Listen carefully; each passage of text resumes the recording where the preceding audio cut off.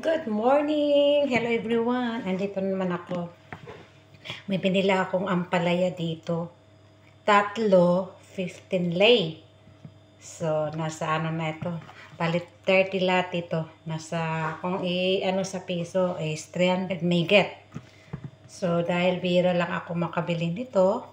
So, ito yung ulam ko ngayong tanghali. Lagyan ko ng itlog. At tsaka gigisa ko lang pati sa kamatis.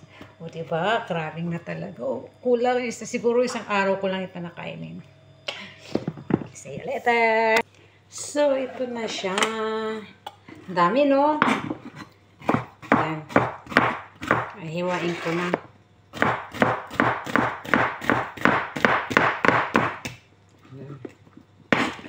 May pagkain na ako mamaya.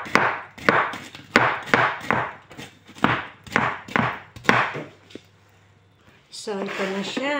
Kadami. Ayan. Isang linggo ko na pagkain. Hindi naman masisira. So, dahil gusto ko yung mapait, hindi ko na kailangan lagyan ng asin kasi para ma-feel ko yung pait niya. Ayan na. Gigisa ko na siya sa sibuyas, bawang at kamatis.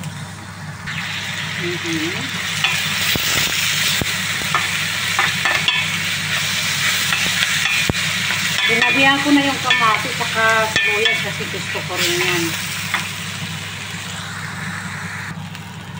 Saka may sinaing ka rin ako dito nakasalang. Yan. Ngayon ay ampalaya. Ang dami. Yan, ampalaya. Hindi ko inanuan ng asin niya kasi gusto ko yung mapait siya. Ayan na siya.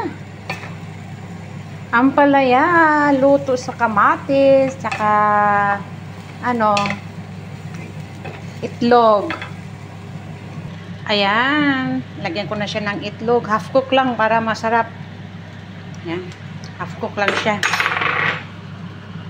Ayan, ito na po siya. Ang tagal ko na rin hindi nakakain ng ampalaya with eggs and kamatis. Yan lang. Ayan na siya. Good for 2 or 3 days. O kaya isang araw lang. Okay, good for 2 days na.